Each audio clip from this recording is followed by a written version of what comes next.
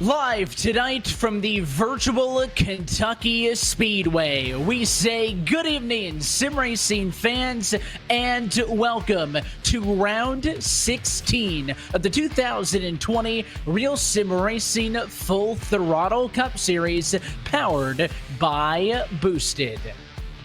We're happy that you're with us in the Bluegrass State for tonight's Boosted.Club 125. As we say good evening and welcome you into RacespotTV's coverage. As always, myself, Evan Pasoko, with Dylan Coyle upstairs, our producer, Hugo Luis. And I'll tell you what, we've been counting it down week by week now. 5 races left to go until we go playoff racing in 2020. And we were talking pre-race, it is a brand new racetrack. We've raced at Kentucky many a times over the years in Real Sim Racing. Never here, though. This is an all-new scan, the newest NASCAR track to the iRacing service. Yeah, it's going to be pretty cool to see how all the drivers react to the new updated surface. The old one was the 2011 scan version, so one of the older tracks, I guess, that has been in the circulation with the NASCAR calendar on iRacing. So since 2011, things have changed, though. That was when NASCAR first came to Kentucky, and a lot of things, a lot of racing has happened since then. So at least in the real NASCAR, in the real world, these drivers have been able to prepare in advance, at least seasons in advance. No practice now, but the drivers in the sim, well, they've had some practice, and really interested to see what they're saying. So after the race, we'll definitely have to ask about that.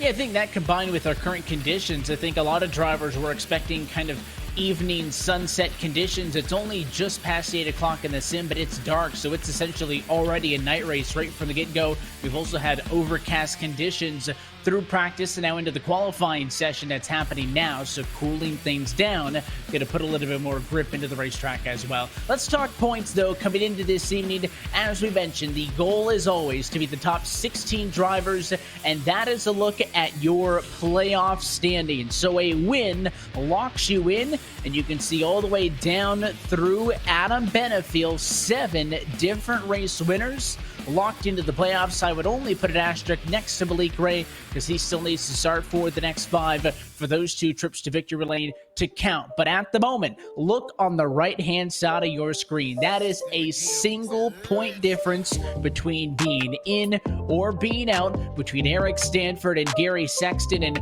honestly, Sexton, Dylan, one of the drivers we talk about every week, he's either having a good run up inside of the top 10 or wrecking out. His luck has really been hit or miss. He needs to string a couple of races together. Steve Durham right there. Kyle Kamer right there within 9 points of that final bubble spot. And then you look down to P20 to a Steven Soa, maybe a little bit more work cut out for him as this thing continues to get later on and he stays maybe around that 40-point bubble or a race worth of points. He'll have to start thinking win because that's going to become less and less doable as these weeks go on. But I mean, even the Kalists and the Burks and the Chamblises, not that comfortable. I would put 13th through 19th under a microscope. No guaranteeing which 4 of those 7 going to be in the playoffs. And then there's always the possibility somebody not on the board there goes to victory lane and punches that automatic ticket in. 5 more chances. A brand new racetrack tonight could be a good opportunity.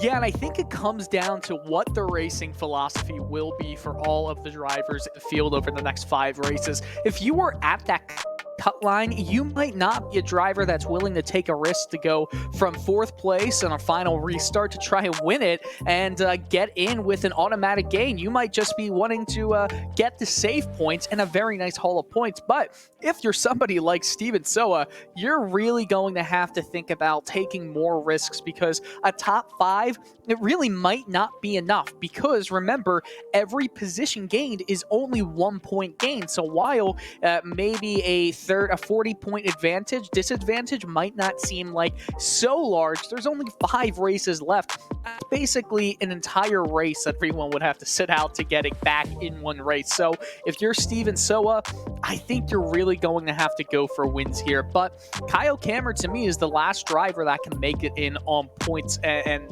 although it's not true mathematically, I feel like it actually gets into shape. That's what it's going to come down to, Evan.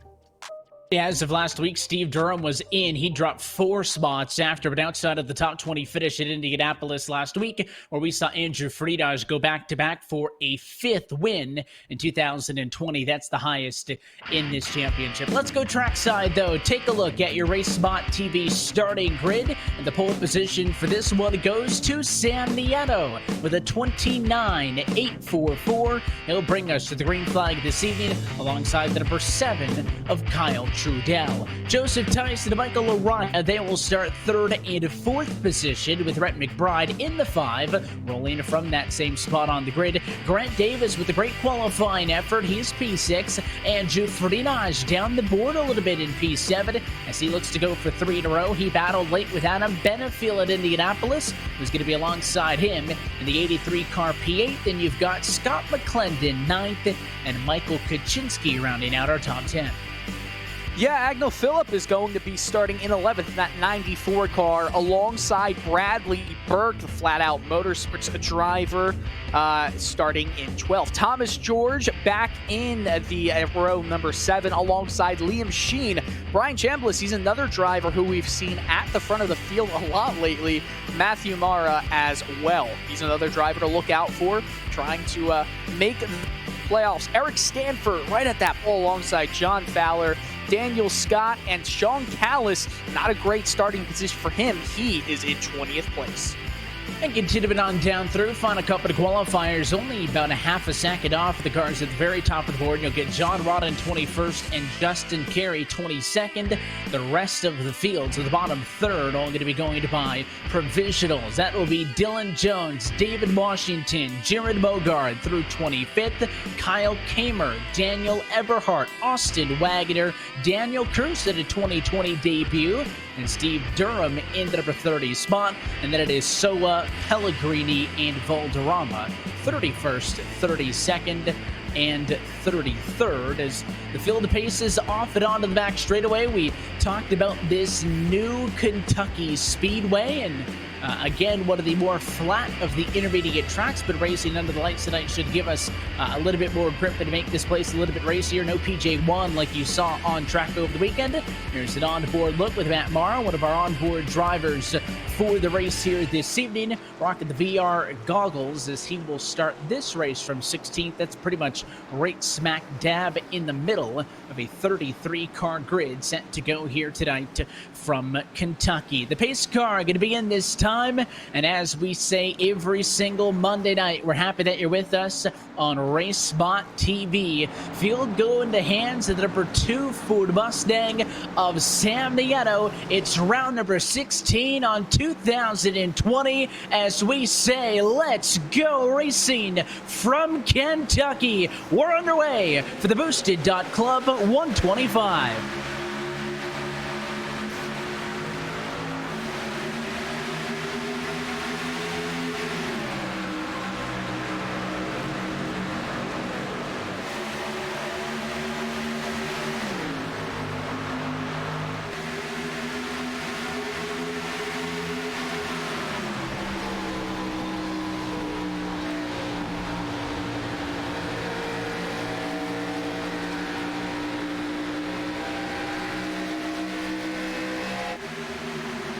Lap 1, going to go to the 2 of Sam Nieto. There's the battle for second as Joseph Tice for the inside of row 2 made a pass on Kyle Trudell. And here's a big battle around P5. High side. Oh, there's a big mess!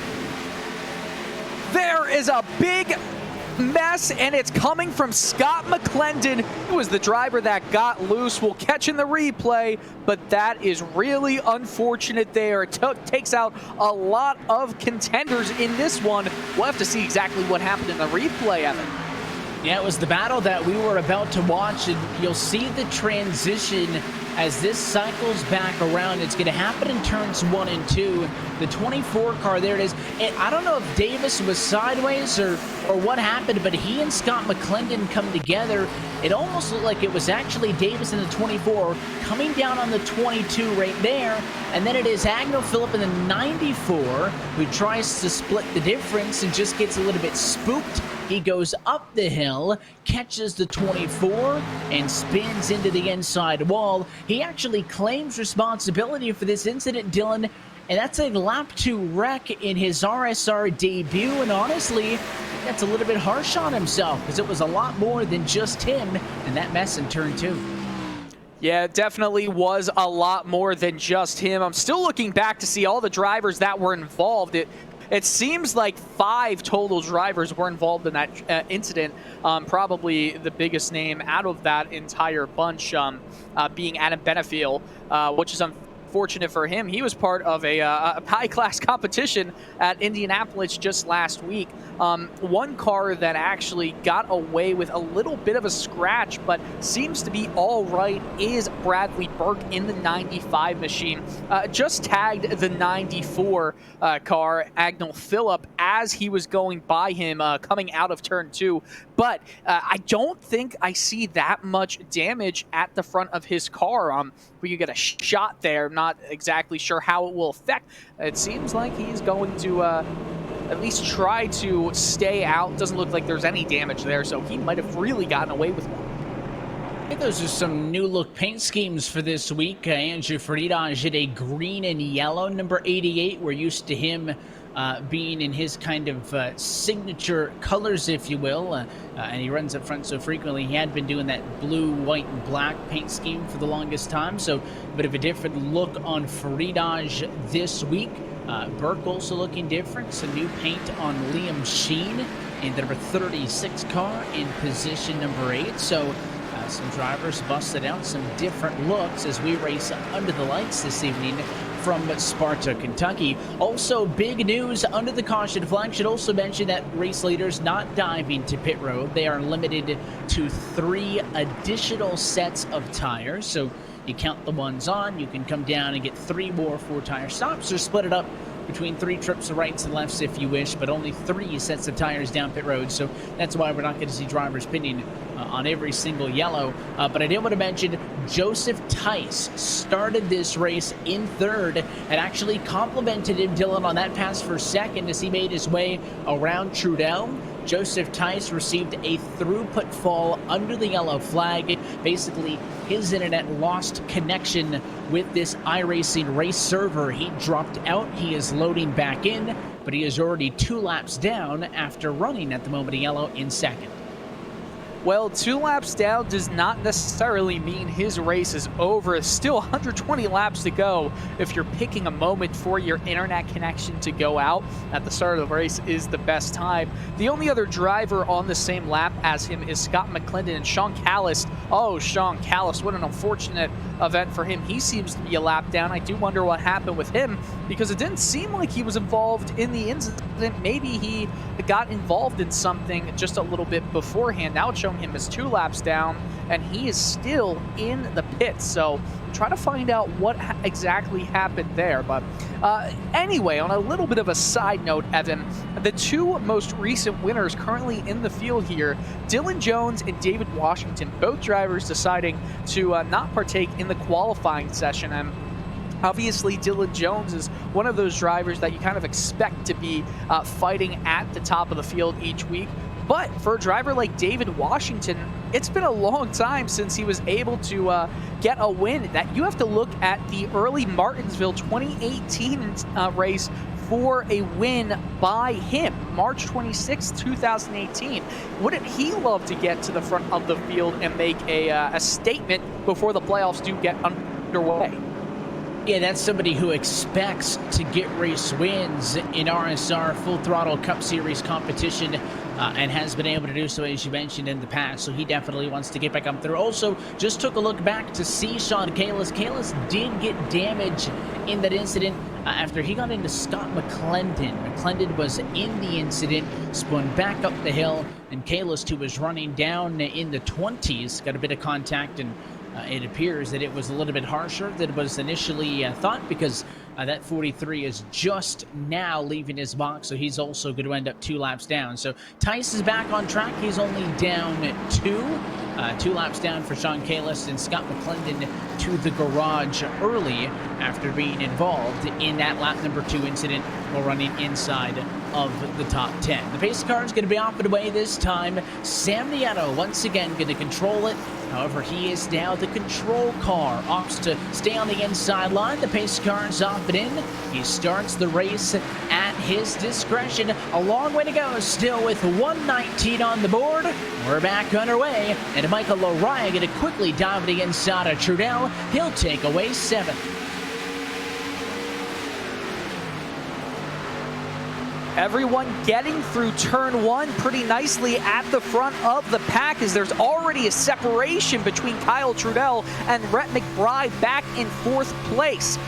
Sam Nieto still holds the lead pretty easily, but Michael Lariah gets a little wide on the exit. Seems to be fine. He's having to control that car and get it out of a slide and back in tight. He's able to do so, but the momentum is with Kyle Trudell. We'll see if he's able to stick with him. Sam Nieto goes swinging from the top of the track down to the apex. It's interesting to see how the lines develop, Evan, as the race goes forward. And as those top 3 are single file, there's a challenge for 4th behind, as it is Andrew Friedage on the charge to the inside of the 5 of McBride. There's a look from overhead. It is the Andrew Friedage entry up against the Steel Horse number 5 of McBride. And the inside going to pay off there. So Friedage, who's looking to go 3 in a row here tonight, gets on through in the Tractor King Collections Ford. And now there's more battling into behind as you're on board with Grant Davis. And there's another caution out. McBride. Oh, Sheen involved as well. Stuck in Kyle yellow, and another hit. Couldn't tighten it up. That was Wagner who entered the party, and there's a lot of cars involved. We were on board with Davis. That wreck broke out right in front of him in turn number 3, second yellow, lap number 9. Well, we're going to find a replay right here. Fortunate for some playoff contenders, they're involved in the wreck. It just seems like the 95 tags him. Not sure exactly who to, if there was just a little bit too much room he thought he had and he didn't. And then the wreck just started happening in front of him. You know, it's a chain reaction sort of thing where so many drivers see smoke in front of them, try to evade the incident, and just get caught. We'll get another replay here on with the 24 car we're watching. But yeah, just watch as the drivers go past the start-finish line into turn 1. Seems to be the action point. And the 95 goes down low, and it seems like this is obviously going to happen in turn 3, that is. The 24 gets a really big run into turn 3. The 95 does too, and the braking points were just a little different. Thought he was clear, and then the chain reaction happens. And it was just that. I mean, it was the 5-car round. Honestly, McBride did a pretty good job of saving that race car, but a lot of drivers not happy with the contact that happened after that. We talked about Liam Sheen, who had been running up front, the number 36 car, to the garage at lap number 10 after he gets the left side of his race car peeled open. He was the one who had nowhere to go and got tagged by the 5 machine. He didn't actually get hit by anybody else, but she not happy. There's a lot of other drivers on the radio back in traffic who weren't a fan of how that went down. Basically, because a lot of drivers, I think, Dylan, didn't necessarily slow way down. They just opted to kind of go to the apron because all the cars were wrecking up high. And then at least 1 or 2 of the cars involved in the incident actually spun down onto that apron. Then they all started slamming on the brakes, and that led to probably more damage than the actual initial bit of contact led to. Right. It's kind of like you know when incidents happen when there's some shadow driving, you're just trying to follow the car in front. They make a mistake, you make an even bigger mistake, and everything breaks loose. Well, it's sort of like that in terms of you see an incident, you try to avoid it, but so does everybody else, and just that chain of events unfolds. Unfortunate for a lot of drivers. I was watching Kyle Kammer. He's someone who really needs some points he's right now the last driver who can feasibly make it on points. He's 1 lap down as of speaking, so fortunate for him. You know, the last time that we raced at Kentucky, the 2011 version of it was last season. Only 1 caution for 4 laps happened in that race. Well, we're already on lap lap 12 and what, 7 laps of caution, and 2 flags have already been thrown for some major incidents. And a lot of drivers out of this race. It's not simply just drivers beat up a little bit. McClendon is in the garage. Liam Sheen in the garage. So you already have a handful of drivers out of this race. Multiple stuck a lap down for repairs. It looks like Valderrama, Tice, Durham, all stuck a lap down. We talked about the issues off of the get-go for your, what are your top qualifiers in Joseph Tice? He is back to just 1 lap down, so you mentioned that that disconnect may not be the end of the world for him. His Flat Out Motorsports entry is 27th at a lucky dog position, so he is at least hoping that there's at least one more incident before we start to break out into a green flag run, because that would mean he gets to rejoin the lead lap. And obviously important for Flat Out Motorsports to get him up there. Flat Out came into tonight with a 28-point lead in the team standings ahead of Aegis. Flat Out's got 1,230 points to the 1,202 for Aegis. Steelhorse Racing third in the team points, 73 off of the top of the board. That's kind of the big three, if you will, between Flat Out, Aegis, and Steelhorse for the best cars in the championship here in 2020. So points on the line. There's no extra trophy for that, but a lot of the drivers, in fact, have been talking about that a lot more than the individual points. You know, look who's in 10th place right now. It's Steve Soa. 10th place, started 31st. So when you have so many incidents happening early on, that sort of thing, well, it's kind of expected where drivers will come very close back into the conversation after these big incidents, as we're watching Sam Nieto bring the field down. Still going to have another lap, it appears, to have the pace car go around. Not sure if everything is clear on track, but the pace car obviously will stay out if there's reason for it to stay out on course. But so far, we've had some interesting racing, but, you know, the banking at Kentucky Speedway, it is so low. It's honestly, turns 1 and 2 are very different to turns 3 and 4, which not a lot of people know, because the turn 3 and 4 banking, 14 degrees, turns 1 and 2 to 17 degrees, which can make for very different corner entries, exits, and speeds. You know, if you followed any social media with NASCAR this weekend, you might have seen some pictures of just how flat the banking is in turns 3 and 4, which will obviously be represented to the most realistic extent here in iRacing. So these drivers have sort of dealt with incidents at both sides of the track, and once we do get some consistent green flag running, I think it's going to lead to some more wiggles, at least, coming on the exits. And of course, it's funny, you mentioned the difference between 1 and 2 and 3 and 4, and I was talking to some of the drivers pre-race as they were taking part in the 30-minute practice session that leads up to qualifying every Monday night. And one of the first things I heard a driver say when I jumped onto the radio was, man, turn 3 sucks. I mean, you don't think that 3 degrees of banking makes a lot of difference, but you really have to enter that end of the racetrack differently, not only because, of course, that difference in the banking, but it is a big difference how you enter turn 1 out of the tri-oval versus how you go into turn number 3, a lot tighter of a quarter entrance, and with that less banking, you definitely do have to treat it very differently. So 2 early yellow flags in this one have the lead lap car count down to just 24. Still 111 laps to go this time by, but a rough and tough start here under the lights from Kentucky. No change, though, at the very top of the board. It is still Sam Nieto. He'll be in control as the pace car dives in. Keep an eye on Kyle Trudell. P3 has been good at every single restart. Not this one. We're backing away as Nieto takes off to 1.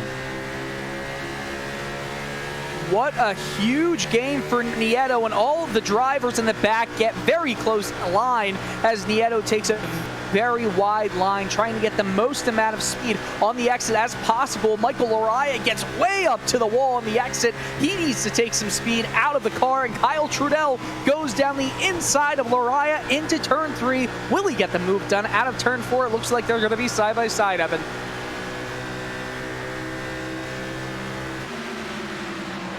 Yeah, this is what I thought would happen off of the restart, but instead it took a lap or so. The 7 wasn't able to get up on the back of the 2 machine. Now he gets there, but they cannot figure it out. Laria's going to battle back on the outside, and this fight for second going to allow Freedage, Burke, drivers who didn't necessarily have that good of restarts to stay close, and they're going to stay on each other's doors.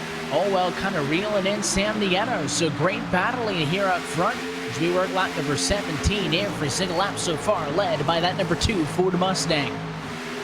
You know, there's some more races happening inside of the race. It's the race to be the first driver a lap down. 4 cars currently a lap down. That's Rhett McBride, Thomas George, Trevin Valderrama, and Joseph Theus. Theus is currently driver in position to get the lucky dog if that situation does arise. And we have another yellow. Michael Laria is looking to block off the incoming Kyle Trudell and Andrew Farinage. Both of them are really causing all of the drivers at front trouble.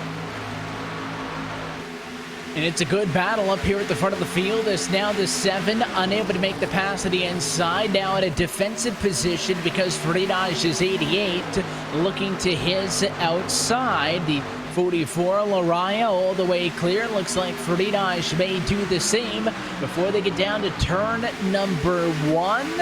Yes, he does for a moment. Trudell going to drive it back in on the bottom. There's a thin dark strip there on the inside. Again, none of the PJ1, although Steve Myers and the team at iRacing have said that that is a feature they are working on and would like to bring to the sim to replicate what NASCAR's been doing over the weekends. But for now, you got to deal with it as is, and we are 3 wide for second. It's the 88 car through the middle. He's got his sights not just for P2, but for the race lead. No room, though, and he's going to back out of that one. You thought just for a moment that there would be some sort of incident with Andrew Farinage, Sam Nieto, and Michael Laria. It looked like they were almost getting right alongside each other with a few feet separating the cars north and south. But nothing ended up happening. It's allowing drivers such as Bradley Burke to get into the conversation. And do you remember Adam Benefiel got involved in the earlier incident in lap 1, or lap 2 that is? Well, he's back up to 10th place. Last time by, top 6 cars still within 1 second of the race leader. And of course, the issue that the PJ1 was hoping to resolve over the weekend with the NASCAR Cup Series was the only really one line, but I think the nighttime conditions a little bit cooler is helping that because we've seen up front multiple lanes work. Back in the pack, there's plenty side by side. A lot of radio chatter about drivers blocking down to the apron. Oftentimes at these 1.5 mile intermediate racetracks, drivers will go down to that apron on the front straightaway, cut it just a little bit, but it's kind of a rougher transition here at Kentucky than most tracks, and it ain't that wide, so you're not going to see a ton of it, but drivers certainly feel like blocking necessary, and just more than 100 laps to go, so that's what the radio chatter is right now. And complaints about it, color me shocked. I'm sure any driver will try to get a little bit of an edge, and if I feel like their progress is being impeded a little bit, of course there will be some complaints over the radio. But some good hard racing from all the drivers in here, pretty fair, and the first time we've had more than a couple of laps of straight green flag racing. Nice to see. Dylan Jones, 2 seconds off the lead in 11th. Adam Benefiel, again, he's up to 9th. And David Washington has made his way up to 8th. He's looking to get into 7th place, crossing the line right side by side with Michael Kaczynski. Kaczynski will have to let the spot go. David Washington looking for his first win since 2018. It's funny, we normally wait till later in the race to bust out this stat, but only 24 laps in, nearly half of the car's top 10 did not start there. Burke from 12th, Scott from 19th, Washington from 24th, and Justin Carey from 22nd have all made their way into the top 10 early here from Kentucky. Take a look at the 00 machine of Jared Bogard, the Maxed Out Sim Racing Network entry. He's up 5 spots, a little bit of left rear damage though. Close call there. with Dan Cruz on the bottom in his RSR debut for 2020. He was one of those drivers working down on the apron. This is a battle for 20th and 21st. Sometimes the battles at the back of the pack always lead to be the most exciting. Both these drivers have some damage. As you see, Dan Cruz, we're riding on board some front hood damage, and it looks like some rear damage for Jared Mogard. I wonder if they got that after coming together maybe a little bit earlier in this run. I know Mogard was having some issues during practice keeping the car steady, and he has not had the best of races. He's currently locked into the playoffs pretty much on points, but he is still not surviving all that well. And just look at that car, the 46 of Dan Cruz. We were talking about that damage at the front of the car. Well, look at how bad it truly is. There is no front end, so that is, I think, negative in the aero department, but it's doing all right. I mean, good enough to stick with Mogard. I've always been to the opinion that I would rather have rear end damage than front end, but that little bit of damage to the back end of Mogard seemingly not any better or worse than Dan Cruz, who doesn't have a front end of the 46 Toyota, and even with that damage, the 46 up a couple of spots after starting in 29th. He rides 21 right now. So Andrew Freitas has made his way to the number 2 spot. You just saw the 7 to Kyle Trudell on his bumper, but this is a little bit further back. Daniel Scott, mentioned him, one of those drivers who has worked his way to the top 10, and normally, Dre, we talk about there's some trouble. Washington got into him, and Daniel Scott not happy on the radio. He saved it, but he is not happy at all with David Washington after that nearly took him out of the race. Trying to listen into the drivers chatter on the radio, and the drivers not happy with each other. I think Washington feels like he wasn't at fault there. I do wonder if there was some closer racing than we actually saw, but that could have been disastrous. What an incredible save, though, by Scott to keep it on the track and keep himself out of the wall. Also have an update on the number 24 Machida, Grant Davis. He was running in 7th position when he just pulled down pit lane and disconnected. I just got an update from the driver that he had an issue with his sim. A lot of stuff started blinking and freaking out. He pulled that car down to the pit lane as to not take anybody else out. That's a tough break for Davis, one of the drivers who was the top 16 car for the first half of the year. Missed a couple of starts. A bad break here tonight. He's almost certainly looking for a win-to-get-in situation for the Final Four, because he wasn't even in the top 20 when we took a look at the playoff standings headed into this evening. There's your plus-minuses, though, for the top 18. And you can see the one constant is still Nieto up front. What you're watching is the battle for second off of the back end of Freitas, now looking up to the 88 on board with P3. That's Kyle Trudell. You know, we've been talking about all the drivers on that bubble. We haven't really mentioned the fact that Sam Nieto, he is not even close to being on this bubble. So if he's able to hold on and have a great race and actually fight for a win once this race starts to get into its later stages, well, then he is into the playoffs, and that's going to shift the bubble, that line, even further down the field. And it's going to make for an even more interesting run, because right now, going into this race, there were 3 drivers separated by 2 points, and only 2 of the drivers could make the playoffs on points alone. Well, a winner from a driver outside that bubble, that would make it so there's 3 drivers within 2 points, and only 1 of those drivers can make it. And it gets tighter and tighter. We're almost at half of the field being taken up by race winners, seeing 7 different ones of the 16 available so far. 3 of those race winners, drivers taking spots away from others. Daniel Scott, without a win, would be below the cut. Same with Benefield, same with Malik Ray. Lorenzo Ray, who raced last week at Indianapolis, and wrecked out of that one, that he will now have to start the next 4, or he gets bumped for not meeting the 10 start requirement for the regular season. That would open up a spot to a driver on points. Gary Sexton coming into tonight on the outside. That spot may free up between now and this regular season finale in a couple of weeks' time back at Daytona International Speedway. Yeah, it's going to be interesting because as anyone who has seen the schedule, the Daytona Road Course is now in the sights of all of the teams here. It was Watkins Glen, but in addition of life or art imitating life, life imitating has been changed in the current calendar. And I know one thing, I'm really excited to see what all these drivers will do. It's a complete unknown commodity, and they'll definitely struggle around that circuit, I think, which can only make for more exciting racing.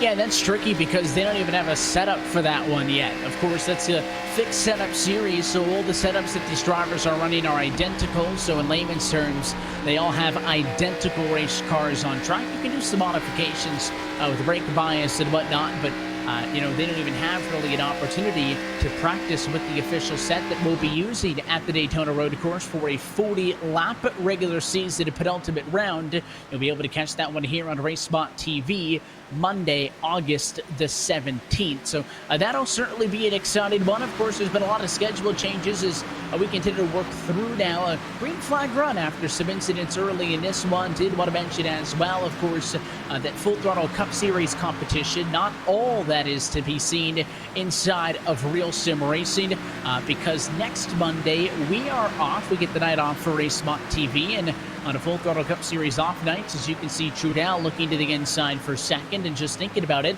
it'll be the Real Sim Racing iRock Series in competition from Auto Club Speedway in Fontana, California. That's going to be round 2 of 4 on that championship that runs on Monday night off weeks. And then as well next Tuesday night, the Real Sim Racing Outlaw Truck Series going to be in competition for the McConey Setup Shop 150 from Stafford Motor Speedway. So a lot of fun action coming up. You can get all the info by following the Twitter handle. You see the bottom right-hand corner at Real Sim Racing and our friends over at Boosted Club for making all of this possible. And it is not often, Dylan, that I have an opportunity to say this. However, the RSR Outlaw Truck Series season opener was last Tuesday, and it was won by yours truly on the second green-white checkered overtime restart. So every once in a while, you never know.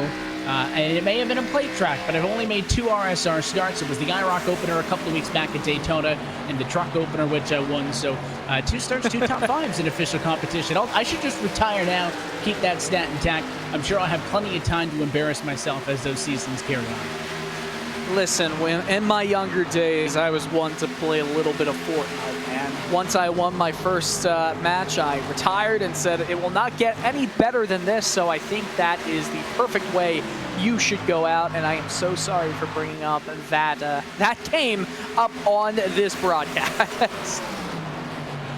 And we'll see.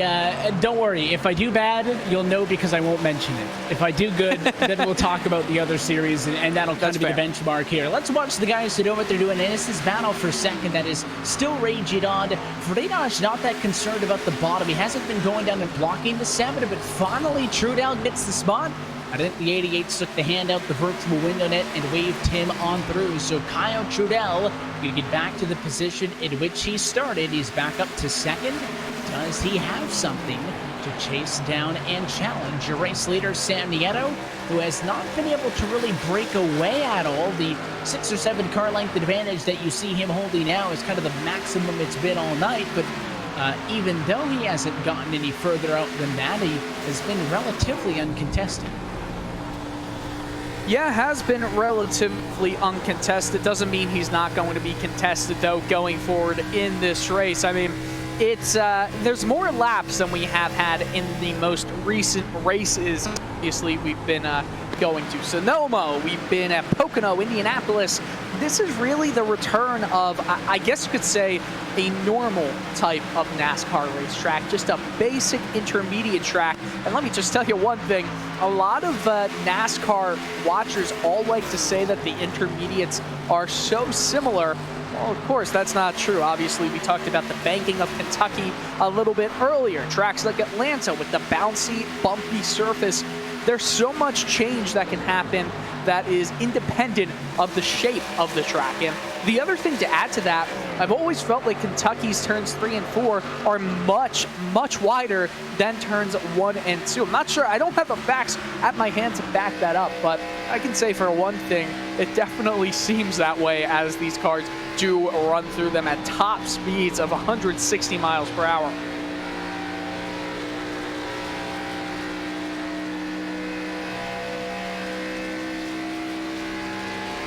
We're on board with Daniel Scott. Let's see as he heads off into turns number 3 and 4. Again, we mentioned the differences between the quarters. I think visually right off the bat, I'll agree with you. And of course, with less banking, the wall, that outside wall appears lower, a little bit closer to the bottom of the racetrack. And maybe that's why that is part of it. Also a change further up the field as Andrew Friedrich has given away another spot. You didn't really miss any excitement. It was very similar to the exchange for second as he let Michael Laraya pass him. There's some sparks flying in the battle that we're watching, as that was the 12 machine of carrying into the fence, just been in the Menards Ford Mustang, and to give a spot to Joseph Tice, not for position.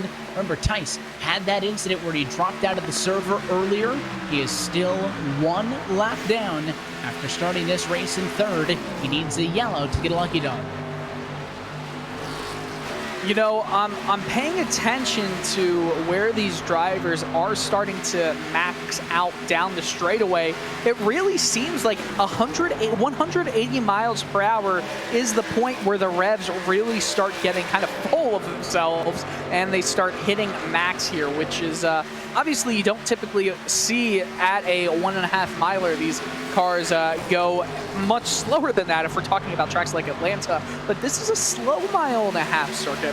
Cars are only going around here at around 30 seconds per lap, a little bit below that if we're talking about qualifying. So it's just a new challenge here at Kentucky, and the drivers out front, well, they're getting a little bit spread out. Andrew Farinaj is starting to get her attack and losing some time as he gets wide. Yeah, this has been really bad couple of laps for Farinaj. Kaczynski through. David Washington's number 98 through. That number 11 of Dylan Jones on through. He's looking, I think, for some sponsorship help. We talk about a lot of drivers with different colors and different names on the cars. Go help Dylan Jones out, and you'll see your name on a car at an RSR broadcast here on RacespotTV. But, I mean, this is normally the point to run 48 laps in. There's the for sale signs on his Mustang. I mean, this is the point to the run where Friedrich normally shines, but in fact, it's been the opposite tonight as he has dropped from 2nd to 7th and then a half a dozen laps. Washington into the fence a little bit there, and Dylan Jones makes a pass, move him up to the top 5 the first time tonight after he started way down 23rd. I know I've been talking a lot about David Washington in the recent laps, but I really have this strange feeling, Evan, that he's going to be a force to be reckoned with as this race continues to move forward. I mean, he's only a 1.5 seconds or so, 1.7 seconds off of Sam Nieto. It's not like Nieto is infallible. He can make some mistakes. We're not even halfway through this race. A lot of action still yet to come. I can tell you one thing, the action in the mid-pack, that's been pretty exciting for the entirety of the night. I'm surprised to see the let-off from Andrew Farinaj because he's been at the front all night, and it's just not necessarily working out the way he wants it to work out. I do feel like going forward, Evan, we're going to see some green flag pit stops if, obviously, we stay under these same conditions. I'll do some math there, but we should be seeing it within 10 or so laps. Yeah, this time by going to be 51 laps down. There's 74 laps to go, so in about 10, if they could push it to that point, we'll be close to halfway home, and that would be, of course, the number to make it on fuel. Not everybody still on the tires at which they started. David Washington pitted on our first caution flag. He came down to the pit lane. Looks like Adam Benefield in the number 8 spot, pitted on the second yellow, so he's got about 10 laps less on the car, although I can't promise that he did take tires. I think so, because he spent 14.5 seconds in the stall, so in theory, Benefield with a little bit better tires. I think Washington took just 2 when he was down pit road, but, I mean, the number is going to be the same for everybody. That 3 or a 7 lap difference, depending on which yellow you pitted on, not going to change your strategy. If we stay green, You're going to get to halfway, you're going to pit once, and again, with that tire limit instituted of 3, we have yet really, Dylan, to see that come into effect, and that's by design. We're not trying to chokehold these drivers with the tires that they have available. It's supposed to be so that if we get yellows, you can't just come in and pit, at your freedom. And, if a race stays green, you shouldn't have to worry about tires or strategies mapped out. But I promise it'll happen at some point. But the numbers seem to line up. About 10 laps away, you're right on the money there, I think, when we should be speeding pit stops. And that's all lap traffic, by the way. A lot of lap traffic. About at least 8-9 cars a lap down that are still in this race. So your race leaders are dealing with a lot of it through it. The 2 and the 44, that's the battle for the race lead. Michael Laraya is closing on Sam Nieto. When we talk about these oh-so-important wins, Sam Nieto comes into this evening with only 1 top 5 and no wins in 2020. A win is basically what he needs to fight for the Full Throttle Cup in 2020. Michael Laraya is about to make that a lot harder for him. Keep in mind, these 2 drivers, Flat Out Motorsports teammates. Does the 44 cut him a break? Well, we will certainly see that, some of these drivers dealing with the lap traffic. That was Kyle Kammer, that they most recently had to deal with. The best possible thing if you're around that cut line is seeing other drivers who are having a bad night, just like you. Sean Callis, 1 spot behind Kammer. Steve Durham is another spot behind him. And a hoist of drivers really back there have been struggling on the night. So not going to change too much unless there's a winner like Nieto, but Michael Laraya with the run into turn 3, not going to have the steam to pull the move off. But look who is into position number 3. I don't know if we've mentioned his name once in the race tonight, Evan. It's Dylan Jones.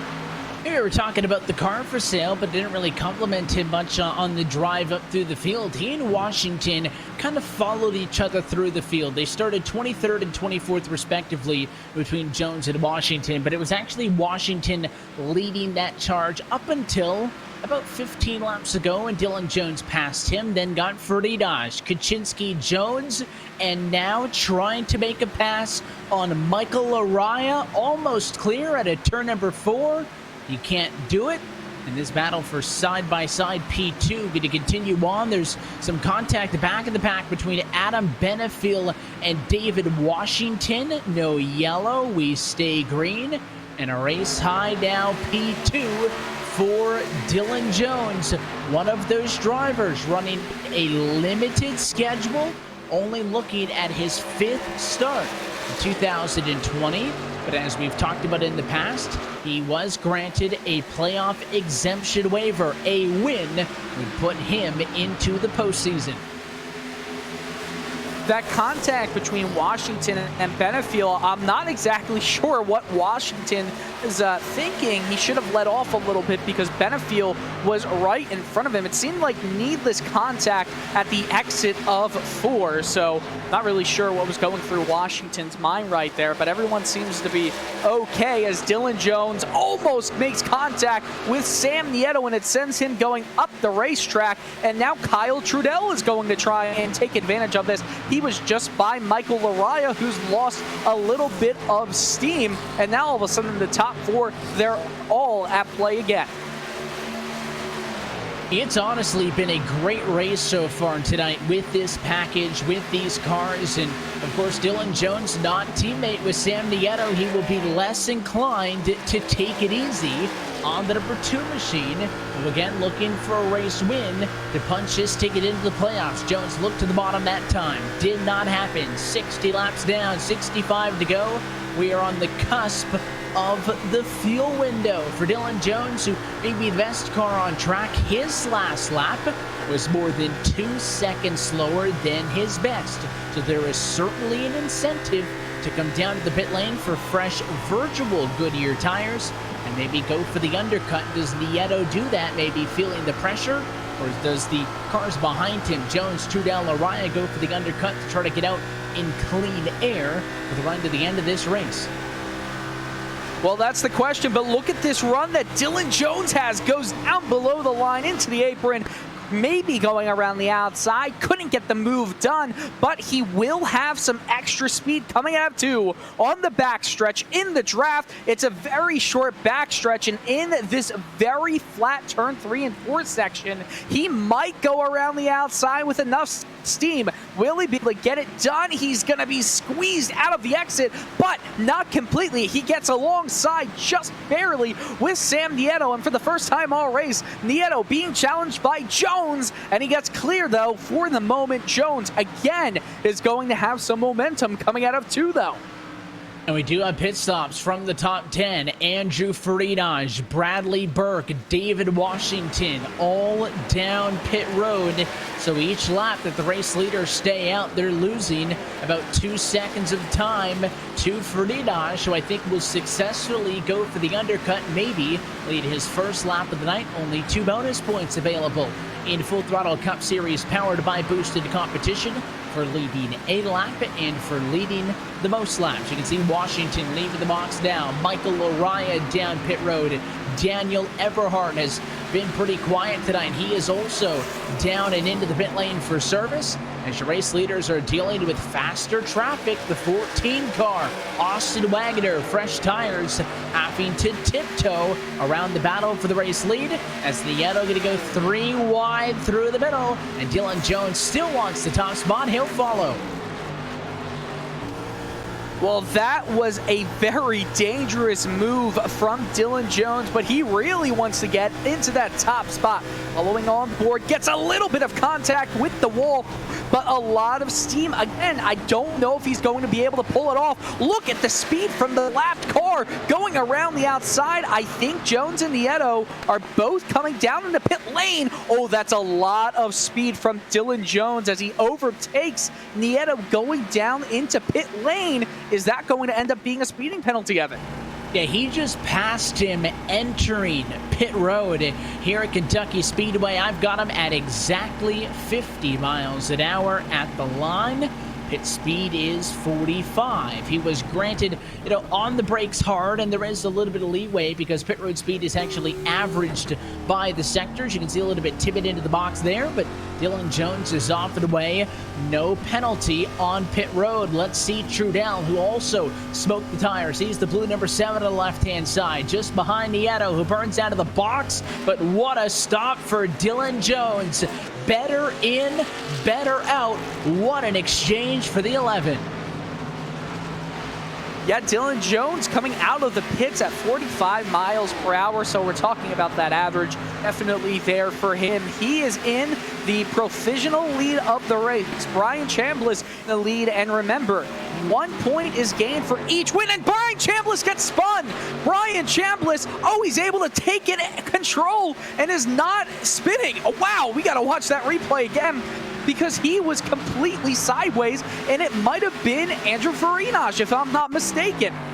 It was, and that was Brian Chambliss, race leader. Look at this, just so much speed difference between Andrew Faridaj, who is basically your net race leader, and Brian Chambliss on the old tires, who was actually the race leader and indeed still is. Here's the onboard. I mean, he just got that right rear quarter panel. Great save by Chambliss, because a caution there would have obviously been defaulted to Faridaj. If he didn't claim it, he would have been, or if he did, he would have had to go to the back of the pack with an EOL penalty. So he is very thankful that Chambliss held on to that. He is now down pit road. Daniel Scott, along with Agnell Phillip, Brian Chambliss, who's in, John Fowler, Jared Bogart, Joseph Tice, the cars who have yet to come down pit road. Daniel Scott's got a bonus point for a lap led. That Chick-fil-A Chevy going to come in this time if he can. Car is going low, and he'll just find an opening. Really, really difficult it is to get onto this Kentucky Speedway pit lane.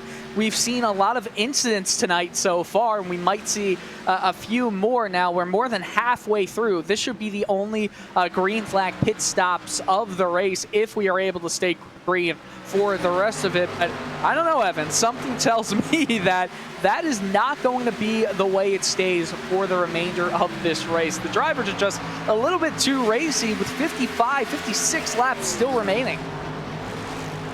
Yeah, and again, if this thing stays green, this is the final exchange of pit service, and for a lot of drivers, the only exchange of pit service on the evening. Agno Phillip at an RSR debut, despite the fact that he was involved in an incident earlier, is leading laps here at the Kentucky Speedway, so he'll secure a bonus point. He just said over the radio that he is coming down pit road this time. He'll go to the bottom.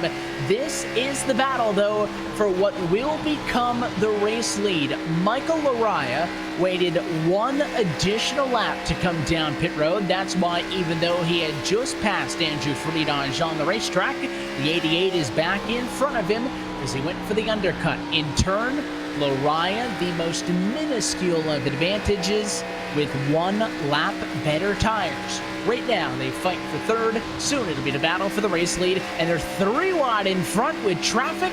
His lead car is going to dive to the inside. Not a beat missed. This has been uncharacteristically poor for Andrew Friedage. Even though he's in first, he has had some run-ins with drivers and has fallen off the pace a couple times in this event. And I'm not sure that's just a little bit of Kentucky biting at him, of course, with this being the first time on the new repave of Kentucky in the iRacing world, that is. It might be getting to him, but you know, it's hard to say a guy who's in first place, who's won the past 2 races, is having an uncharacteristically bad day, but I'm not sure. Do you really see too many races like this with season, Evan? Well, of course, you know, we expect these races to go green. I think these drivers want them to play out like this, and with the race length, I think that, you know, if you had an extra 20, 30 laps tacked on, then you would have the opportunity where, you know, maybe going for the 2-stopper would add a bit more of an element into it. But honestly, when you're kind of in a box where one stop is the only logical decision, I like that these drivers have to think a little bit more about when they're going to come down to the pit lane. I mean, these long-run fuel strategy races are what RSR has been made out of, but as you're on board with Andrew Friedage, scoring an update this time by, and it is indeed Michael Laraya back to the race lead.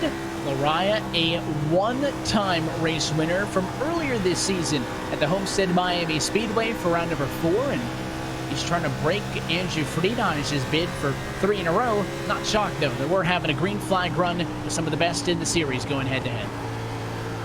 And Dylan Jones is right on the tail of Andrew Friedage. Remember, Jones passed Nieto heading into the pits. Jones, a great run off of 4 at the line. He's going to be right behind Friedage, but he closes it out very nicely. 0.03 of a second, or 0.03 of a second, that is, actually in second place as they cross the line. But it's be clear now, Andrew Friedage, he is struggling on these tires. He's around a second or so, a half second once they cross the line, but I'm guaranteeing it's going to be a lot more once they do it again off of Michael Laraya and the race lead. Pretty soon, Sam Nieto is going to be chomping at his bits. And Nieto's the one who had led basically all of this, looking to get 2 additional bonus points if he can get the most laps led, which if he ends up in front at late, he could very well do. But honestly, the difference between 1 bonus point or 2 doesn't mean anything for that number 2 Ford. He needs a race win. It's round 16. This is his 12th start, so you have to wonder if Sam Nieto could have made 4 additional go-at-its. Could he be in a spot based on points? Again, 25th into this evening. He needs a win if he wants to race for the Full Throttle Cup. He just passed Andrew Friedage for 3rd. He's 1.2 seconds off of this battle for the race lead as Dylan Jones has caught Michael Laraya. And he makes a move down into 3. Jones is going to have inside line, but it looks like Laraya might have the momentum if it didn't hurt him drifting up to the outside wall. Draft will be in Jones's favor as there is a slower car in front with inside position. I think this is going to be Jones's spot. That slow car really impeded Michael Laraya, and it is Dylan Jones to the lead. Now, don't forget, Sam Nieto is trying to fight fight as well, and he's getting ever so closer to the lead pack. Could you imagine a Jones-Nieto fight for the win with both drivers needing it to go into the playoffs? I certainly can, with 46 laps to go at the line. And of course, the likes of Friedrich sticking around and making life difficult for as many drivers as he can as Trudell gets on by. But I mean, Andrew Friedrich still one of the best cars tonight, but normally he's either the best by a mile or he's wrecked out and he probably had the best car anyway. So, maybe a new track, less time on it. Maybe Andrew unable to put the time in as well. Balancing, of course, Road to Pro and many of the other things that he competes in. Has put him a little bit behind the 8 ball for some of the drivers who may have had more track time here at Kentucky this week on the iRacing service. So right now it is Jones, Lariah, Nieto, Trudell, and Friedrich. 1, 2, 3, 4, and 5. Again, it is Jones leading and Nieto in third, who need race wins if they hope to fight for the Full Throttle Cup in 2020. Both of them need a win. They don't have any realistic path to a top 16 finish based on points alone, but Nieto is no longer closing on those top 2, and of course, to say it, he goes 4/10 faster that lap, so must have been traffic holding him up for the last 2 or 3. He's down to 8/10 off as Jones is able to pull a bit on Lariah for second. There they are behind the blue and white car, 1, 2, and 3 on track. Well, someone who was unable to kind of break free of was able to break free of that pack, it was Agnell Phillip. Phillip was the first driver a lap down, but on his own speed, he was able to make it back onto the lead lap, putting Joseph Theus as the first driver a lap down. And I'm not sure he's anywhere close to getting into a position. Yeah, he's nowhere close. So that worked out very well for him if there is a caution in the very near future.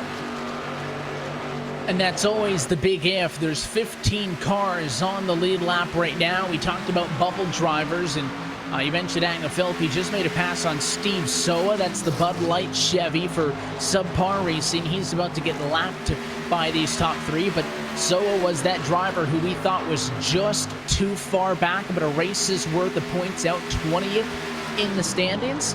I'll tell you what, a top 15 is really good.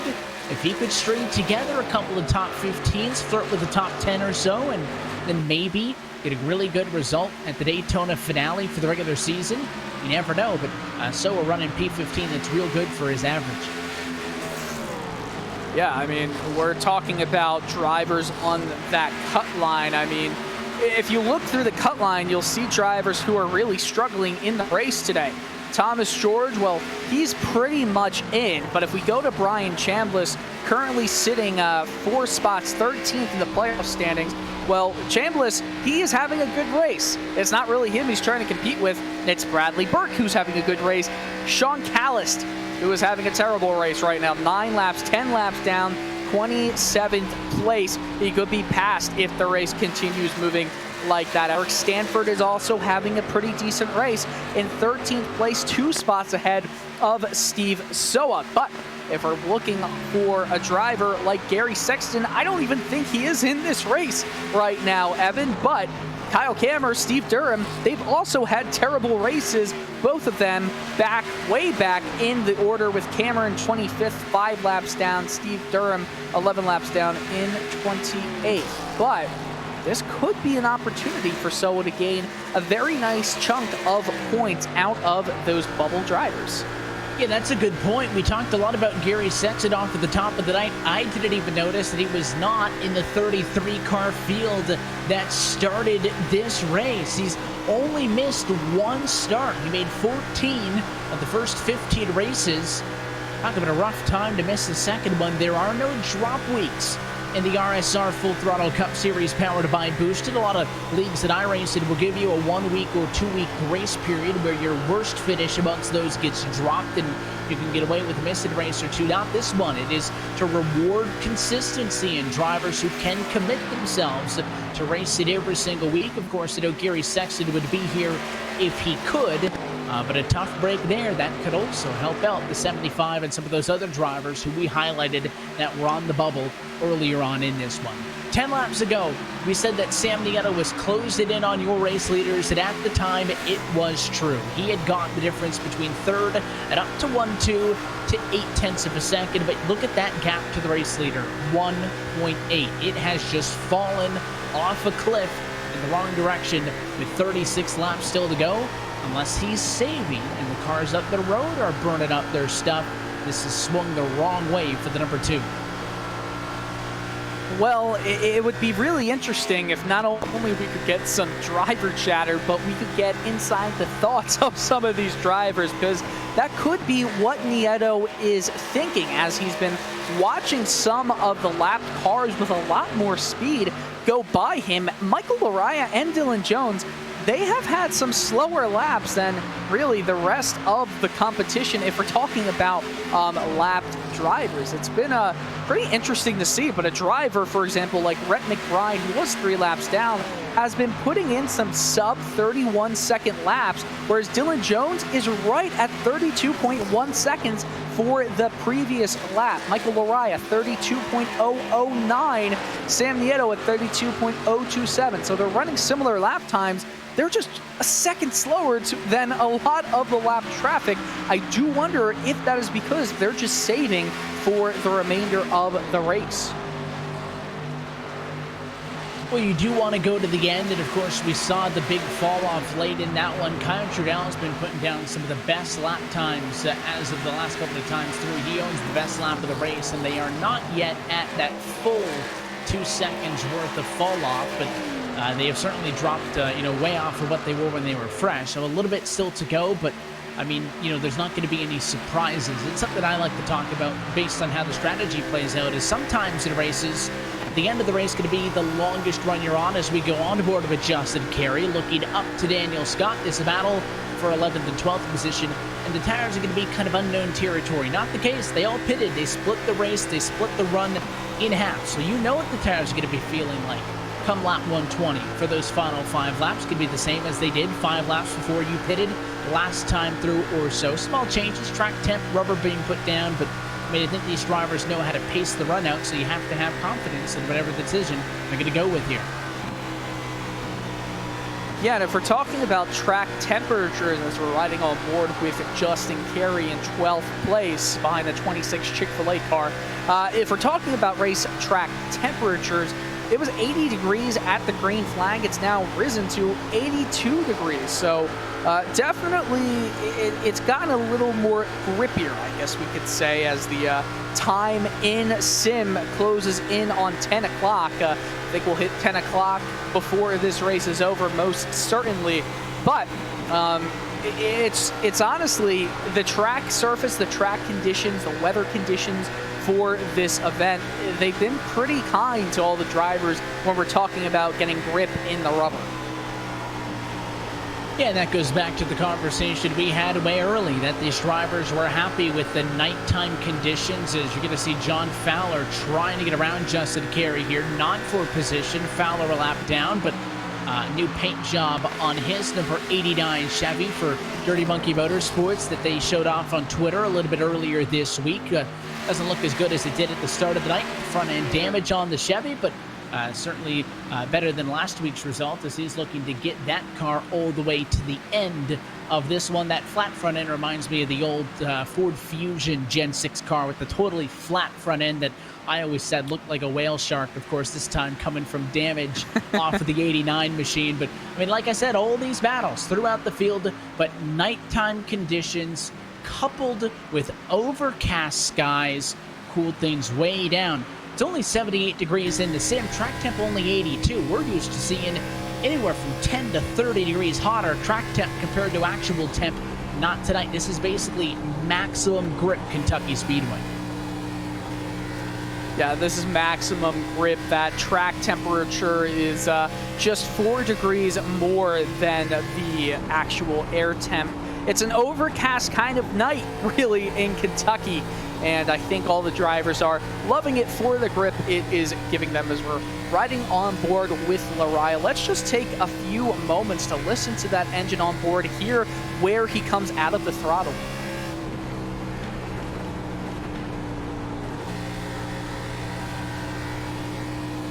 I'll tell you what, that's a lot of off-throttle time for this package.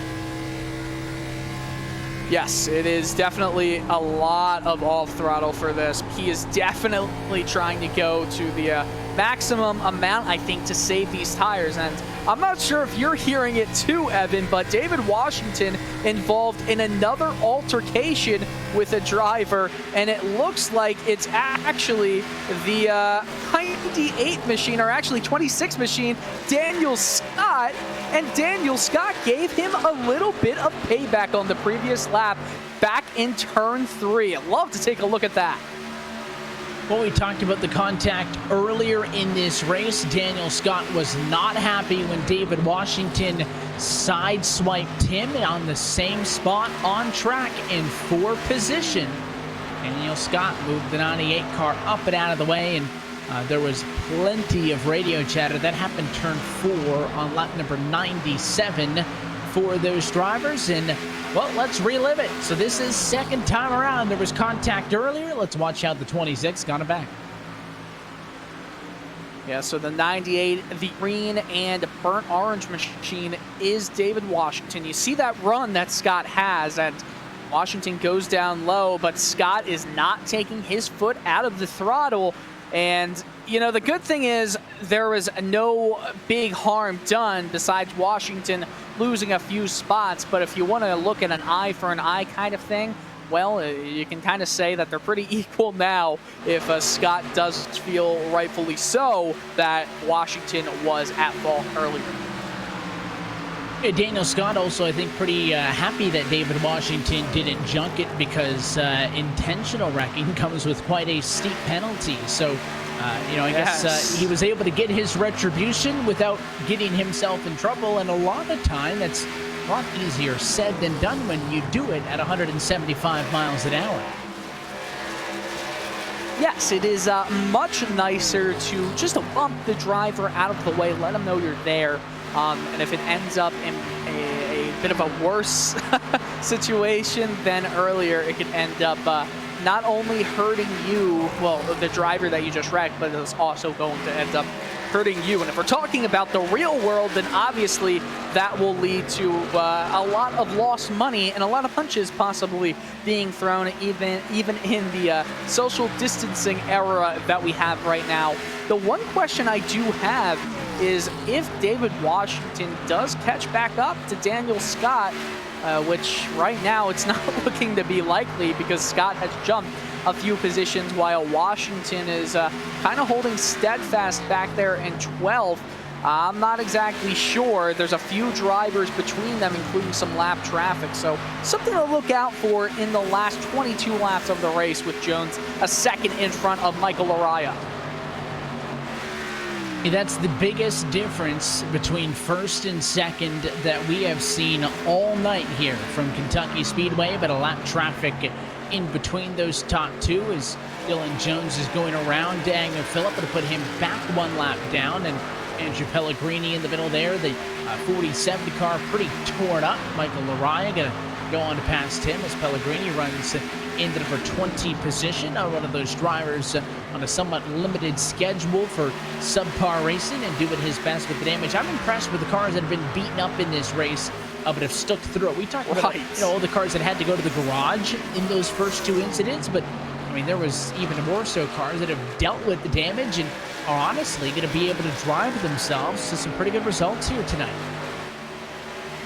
Yeah, there are a lot of drivers out of the race. The last one going back to, I believe, Steve Durham. Correct me if I'm wrong. He's actually still in this race, but it does appear that from Thomas George at 26th on back to 33rd, all of those drivers are out, and there's some pretty big names that we've got to talk about. Sean Callistee is one that he really wants to have some good results. Daniel Eberhardt, who did, if we're talking about uncharacteristically bad races for him, well, this was certainly one. He's finishing in 29th unless a driver is able to come back and storm back for an extra point.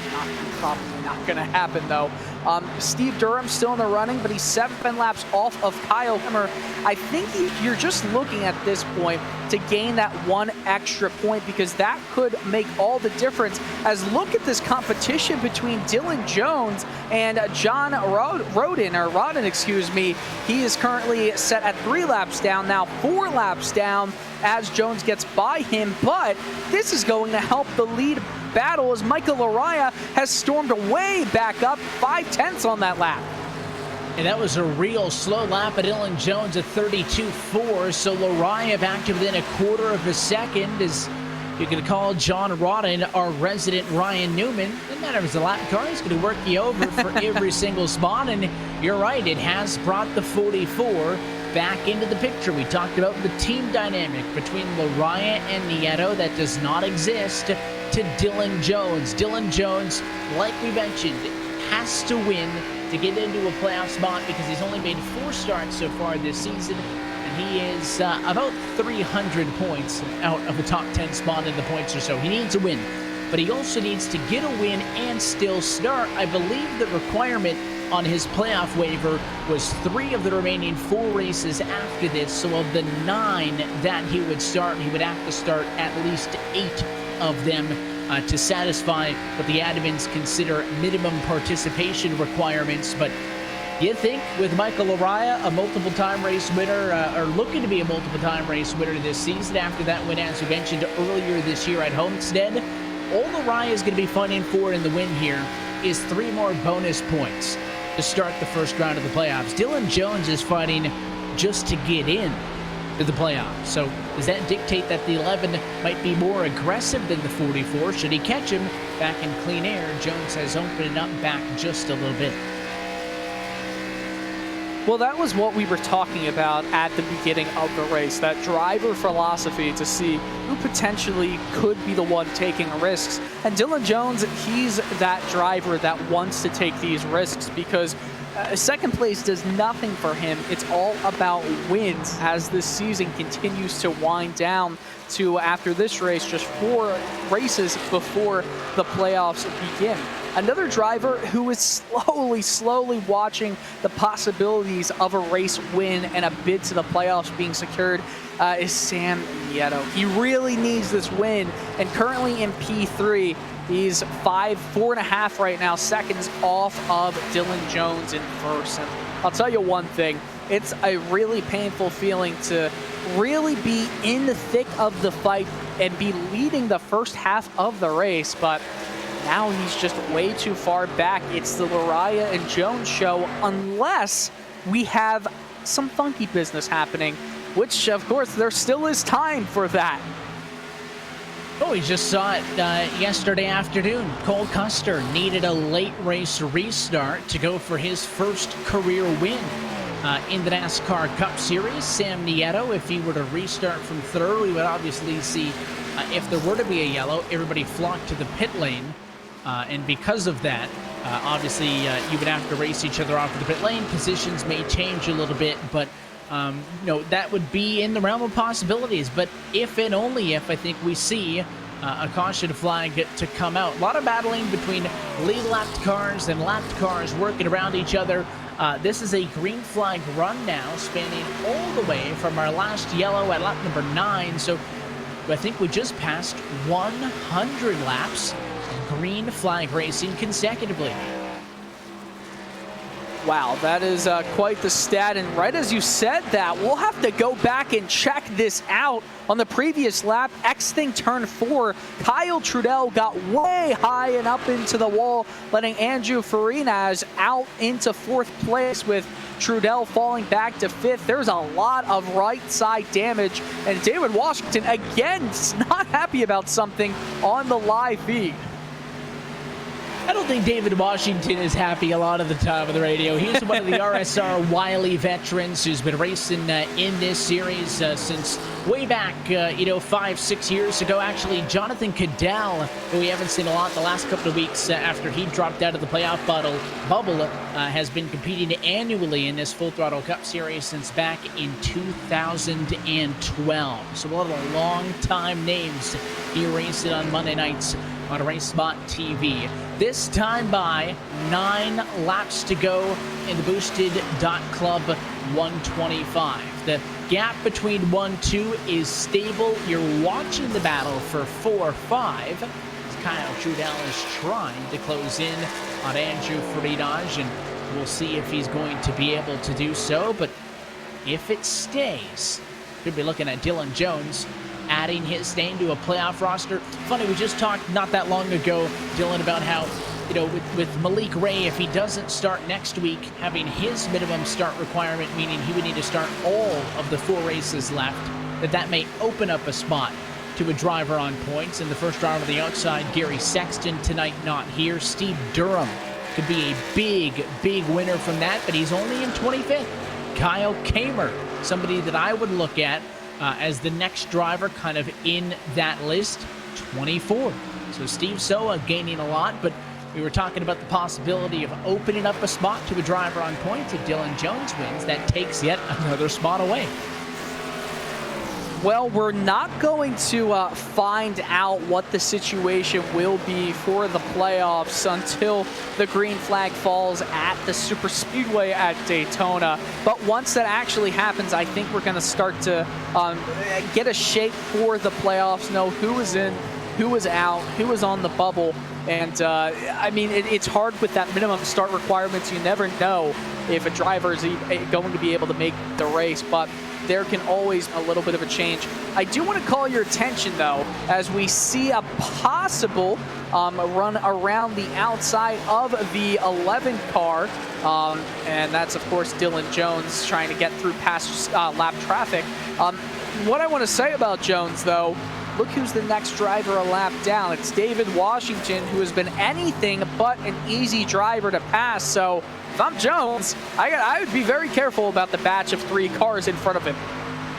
Yeah, I thought that was maybe Friedage, but that was just the same paint scheme on the Tennessee Durham as well. So that's that Tractor King Collectibles Aegis entry. So I think the Aegis car is running that this week. It says congratulations to Randy, a.k.a. the Tractor King, on retiring. So special paint scheme on some of those Aegis entries this week. So we'll pass that message along and wish our congratulations as well to the Tractor King. But for a split second, I thought that it was all falling apart because I'm thinking, what is Friedage doing down in that battle?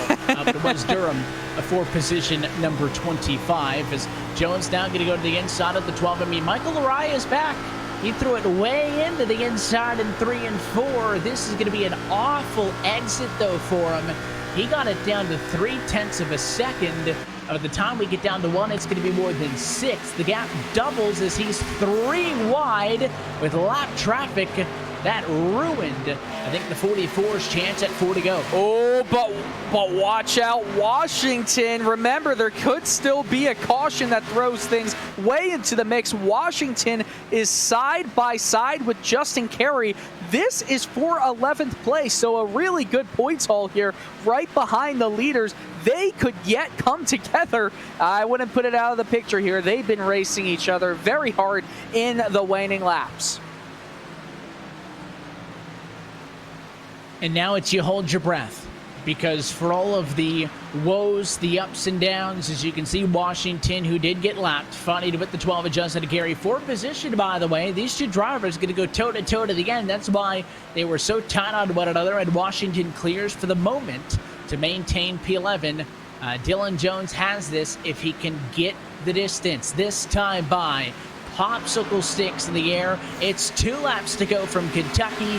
He needs to see the white for this one to be official. Just 1 more time around. That is all Dylan Jones needs. 0.75 miles.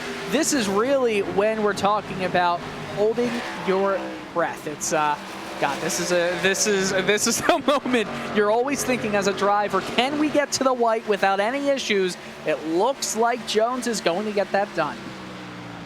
He's been one of the longest running drivers in RSR competition. This will be career win number 16 if he can make it all the way back to the start-finish line in Full Throttle Cup competition. That would tie him with Daniel Eberhardt for 4th on the all-time wins list.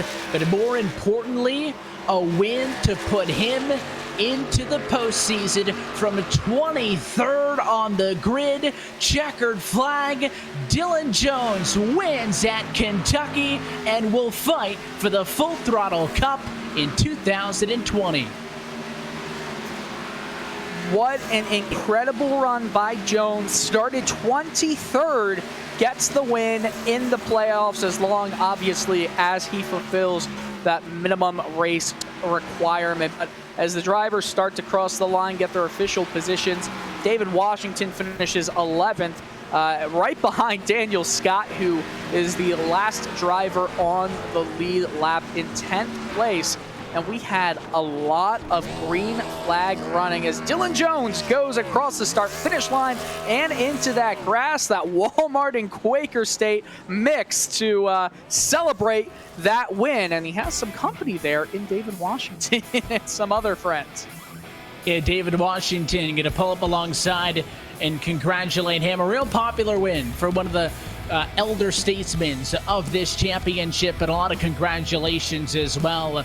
Coming across the radio as he's going to use the 98 as a bit of a prop and park it right there. Dylan Jones, Full Throttle Cup winner in the Boosted Club 125 from Kentucky Speedway. Let's take a look at our full race results to see your top 10. We'll chat with Dylan Jones, Michael Lariah, Sam Nieto in just a bit. Andrew Freitas. It feels like it was a bad night, but honestly, P4 a lot better than most folks will see in their RSR career when you talk about the competition level in this championship. Through the top 5 with Kyle Trudell, Kaczynski, Benefiel, Burke, Chambliss, and Scott, your top 10. And if we continue going down the order, David Washington, Justin Carey, Eric Stanford, a good run for him. Joseph Diaz recovers from early troubles to finish in 14th. Agnel Phillips, Steve Soa, nice race for him, finishes 16th. We were talking about the top 15 running, but top 16 is not too bad either. Jared Mogard, Dane Cruz, John Fowler, Andrew Pellegrini. That rounds out your top 20 at. And continuing on through these drivers, I think all the way down through Durham, we're still in the race. That would be McBride, Rodded, Valderrama, and Kamer. And then the rest of the drivers, not total distance for Thomas George, Austin Wagner, Sean Kalis, Daniel Eberhardt, Matt Maher. Incidents early. We also saw Grant Davis out with the issue with his sim, 31st. Liam Sheen, Scott McClendon, early wreckers, 32nd and 33rd. And if you look top to bottom at your full race results tonight from Kentucky. We'll take a very quick opportunity to step aside. When we come back, we'll chat with your top finishers and tee you up for the next time out as we head off for round number 17 after an off week from the Chicagoland Speedway. It's Dylan Jones, your race winner. Post-race action is next. You're watching the RealSimRacing Full Throttle Cup Series powered by Boosted on RacespotTV.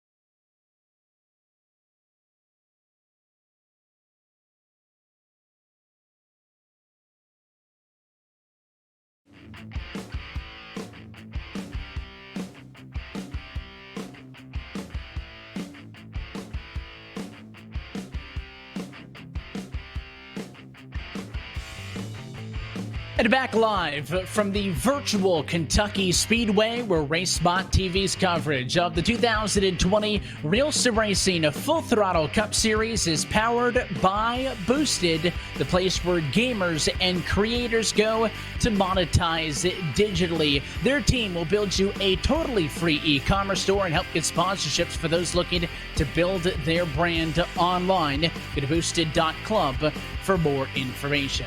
Back live at the RacespotTV booth with our producer Hugo Luis, myself, Evan Pasoko, and Dylan Coyle. And let's go trackside and talk with your race winner, who is back in RealSimRacing victory lane for a 16th time in his career. We're chatting with the driver of the number 11 machine, Dylan Jones. And I guess, Dylan, first and foremost, welcome back to RSR victory lane. You get the job done at Kentucky, and a big one here is that one will make you playoff eligible.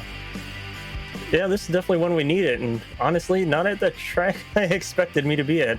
I had really high hopes for actually Indianapolis last week, but that dream got ended early. So we came here and we saved tires like a madman, and I guess it paid off.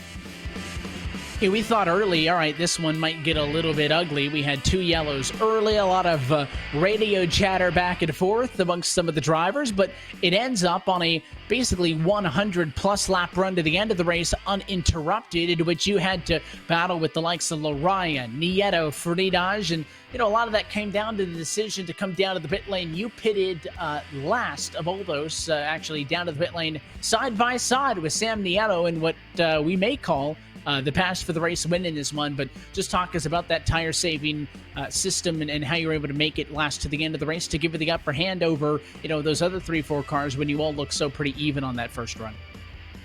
Yeah, to be honest, that starting in the back I think helped. I didn't get a lot of practice this week, so I was just kind of watching what everyone else was doing out there and running in the back, taking it easy. And when I realized how much speed I had at the end of the run, I figured something out, I guess. So we ran down the leaders there, and I was debating. I didn't know what to do when Nieto said he was pitting. I was like, do we come in? Do we not? So we just sent it in there, barely made it in, and I guess it was the right decision for the end of the race there. And I don't know the exact number off the top of my head, but of course, with the limited starts that you made and a little bit of a late get-go here for you in this 2020 campaign, it's not technically official yet. You still have to start, I think, 3 of the next 4 for that win to count towards your playoff eligibility. But of course, knowing that you weren't going to be able to get into a top 16 spot in points, basically running the second half of this regular season, knowing that you needed a win, did you feel desperate into tonight, knowing that you just said you felt confident at Indy and that kind of fell apart? I mean, did you do anything that was a little bit more risky to play for a win here tonight than you would have normally done? Or, were there still enough races left after this that you weren't in total desperation mode yet? Oh, no, I was pretty desperate every week. We were going for the win because any shot you can get, there's a lot of fast guys in this group every week. And I know a few of them had big-time trouble, so it was a great opportunity. So the end of the race I was definitely nerve-wracking. Lariah, he had older tires than me, and we were kind of trading lap times. He'd catch me a little bit. I seemed to pull away, so I was a little nervous, and you never know when that late rate caution could have came out. Yeah, we've seen it happen so many times. So you get the win, and now the conversation changes so quickly. It goes from, can you get a win just to be in this postseason, to very quickly, can you get more wins to help yourself out when you get there? Again, assuming you get the starts to meet that requirement to get in, you'll be fighting for the Full Throttle Cup in 2020. 3 bonus points available per each race win that you get in the regular season. Chicago, Michigan, and then a double dose of Daytona, the road course, and the super speedway. What are your thoughts on the 4 weeks left before we do this thing for real, per se? Yeah, we'll definitely try. I mean, Daytona, obviously, crapshoot. Road courses have not been my forte as of late. I don't know, I've struggled there. So I guess we'll try and get something done at Michigan as their only shot. And we look forward to seeing how this 11 team races out the rest of the season. Looks like there's a lot of room for sponsors on that 11, but we'll give you the opportunity, Dylan, sponsors and shout outs. Who makes it happen for you on this road to a 16th career RSR Full Throttle Cup Series win? Yeah, I just want to thank good old DW Dave Washington and himself. Give us a big shout out to Eric. He helped me out. Mr. Doppler Durham, Steve. I mean, he was out there like a tornado, like usual. Well, it And sounds everyone good. here. And yeah, we look forward to seeing those guys on track every week, Dylan, and happy to have you back racing with us on Monday nights. Congratulations on the race win. Congratulations on everything, what that means. And we'll catch you in 2 weeks' time from Chicago for the next time out. Thanks, guys.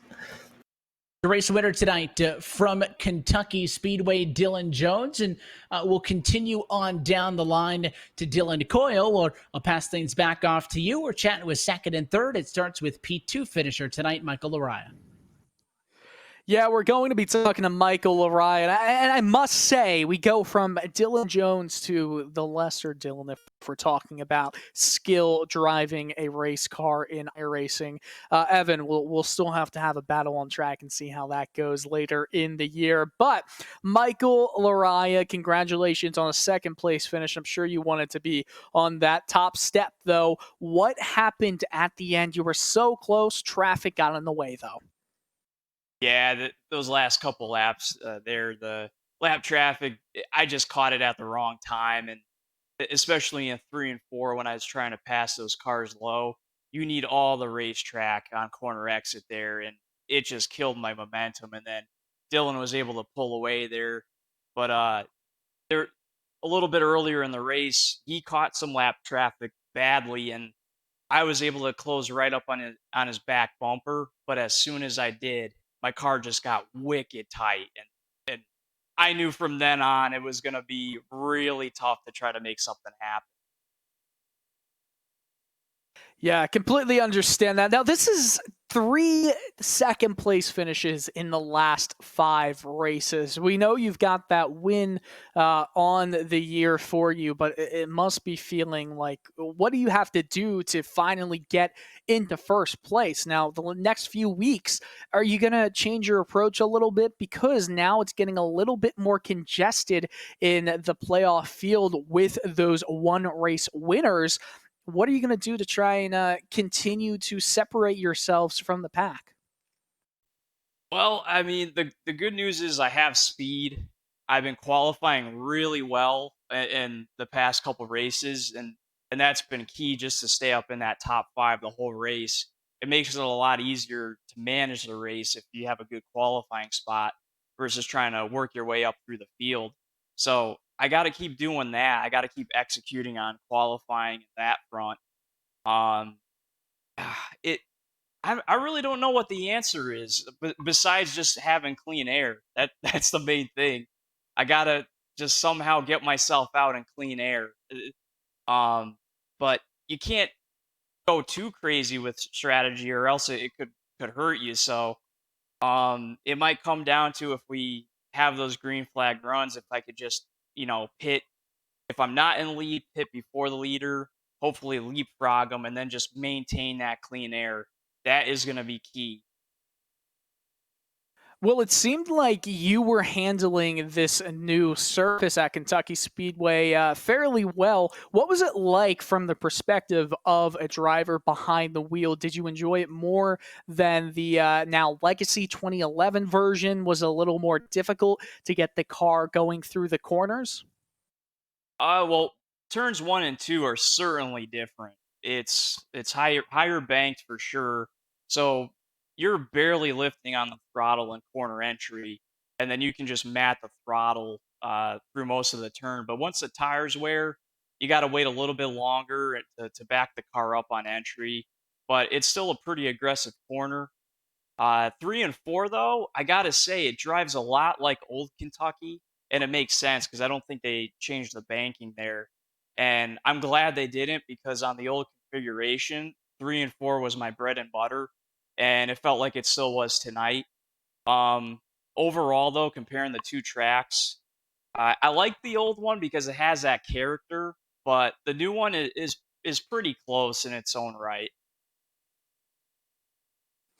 So, Chicagoland, Michigan, Daytona Road Course, Daytona Superspeedway. what track presents the best chances of you getting another win in your pocket this season? Definitely Chicagoland. I feel like if I don't finish in the top 3 there, that it's a disappointment. Um,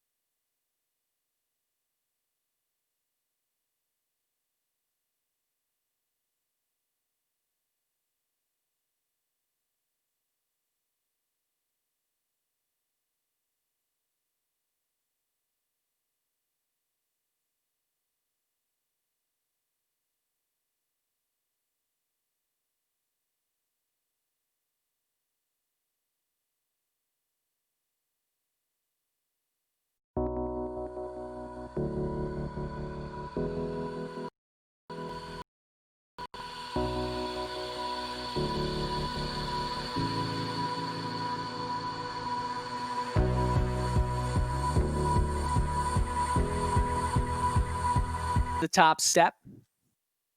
A little bit. You always want to be as fast as your competitors. I'm faster than I've shown this season, but I'm not sure that I've got the speed to contend with Andrew and Daniel and Michael and some of the fast guys. So you're looking at getting one win. It's a one win and you're in mentality. But like we were saying with Michael, who already has punched his spot into the playoffs, which track represents the best possibility of you winning? Is it Chicagoland? Is it Michigan, the Daytona Road Course, or Daytona Superspeedway? It's going to be Chicago. It's one of my best tracks. It's been one of my fastest tracks over or back when the low downforce package. I had that place figured out. I know this package doesn't translate at all, but there's something about going to places that you like that you run well. Well, you had a really nice run throughout the race. How did the tires feel at the end of some of the stints? The first lap or two, they were treacherous. It was loose. There was no grip when they were cold. About 15 laps through a run, you just lost complete front turn. The car felt loose, but it wasn't really loose. It was a push loose because you had to put more will into it to get it turned. And whenever they finally gripped, the car would want to come around. So it was a handful. I mean, it wasn't necessarily hard to drive, but you had to stay disciplined with it. Otherwise, you could find yourself getting tight off of a corner or getting loose off of a corner.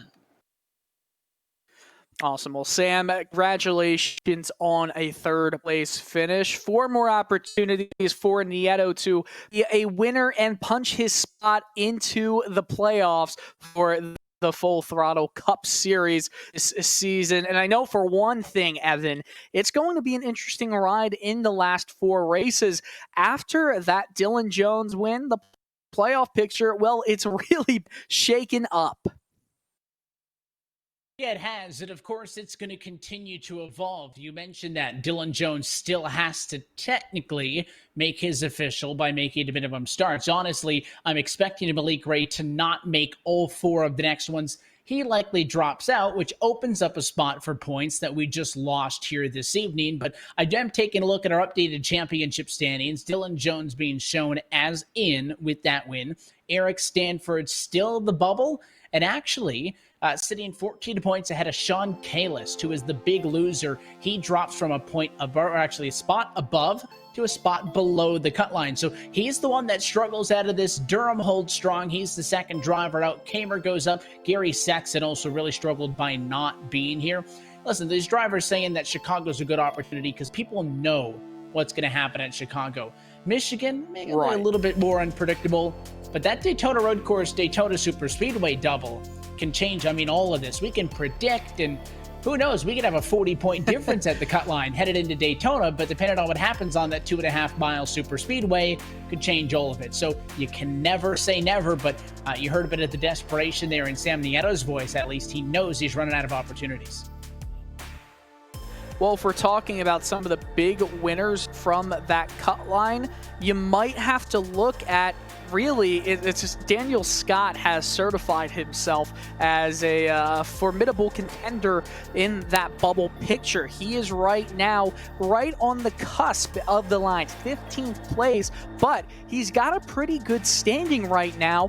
He is just 16 or 15 points up of that cut line. Eric Stanford right behind him, 14 points up. That cut line, which was just 1 point, well, now it's going to 14 points. We don't know what the swing is going to be by the time the season gets to the super speedway at Daytona.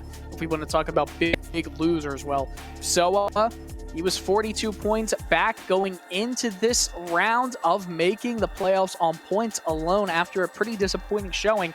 He's now 44 points behind. He's going to need a win to make it. And if you look down the field, Benefiel, I feel like he's going to need a win too. He's 238 points back of the leader, but he is 35 points back of Eric Stanford in 16th place. A lot of drivers are going to go into the last 4 races a win, but do have a bit of a break coming up, which is going to help a lot of them, Evan. Yeah, it will. They're going to have an opportunity to regroup because they have about 4 or 5 weeks where they go racing back-to-back and they get an off week. Honestly, enjoy next Monday off and enjoy the 3rd and the 24th. So, in fact, we only have 4 races in the next 7 weeks. That's the most rest they're going to get because when we get to the playoffs, they are racing every single Monday night. And listen, at the end of the day, it's sim racing. Stuff comes up. Maybe you miss a race. You might need a win in a round. It's also going to be grueling talking about these drivers who, talking about the Fridages of the world. Sam Nietl is one of the best drivers in this series. And he says, I don't think I have the speed to do it. Get to the championship 4. Get to the final 8. If you can get to that point, who knows what can happen? It's just all about being as well prepared as you can be. And honestly, again, that curveball going from Watkins Glen to the Daytona Road Course is new because, like I mentioned off at the top, we don't even have a setup for that car yet. We don't know what practice is going to be like. If I'm any of those guys by the bubble and I have a chance on points, I am logging 2,000 laps at the Daytona Road Course because there's no yellows in RSR Road Course racing. Some series have, a random yellow or an automatic caution at scheduled points. There's none of that. You know that race is going to go green. I think you actually control your own fate there more than any other track left in this regular season, which is tricky because it could also be a crapshoot because we've never been there.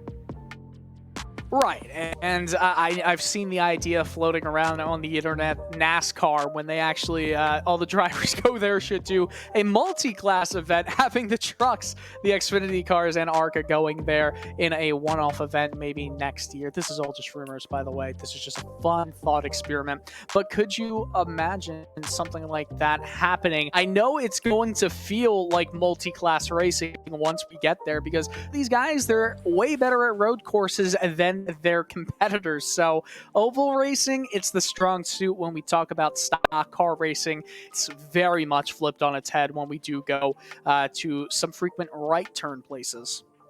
It'll be fun, and we hope that you all tune in with us for these next couple of Monday nights here on RacespotTV. But until next time, that's it for us as round number 16 has fallen into our rearview mirror. So on behalf of our entire team at RacespotTV, for the folks at Real Sim Racing, all our drivers, and of course, as a big thanks to all of you for tuning in at home.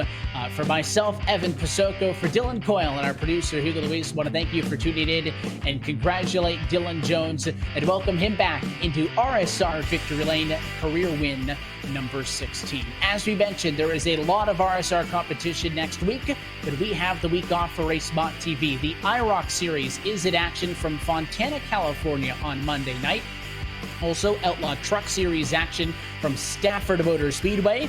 If you want to race in it, go to the Real Sim Racing social channels, get involved, or if you want to keep up, because it's all the same drivers on what's going on, you can follow on Twitter at Real Sim Racing. Also, give them a like at facebook.com/Real Sim Racing Online.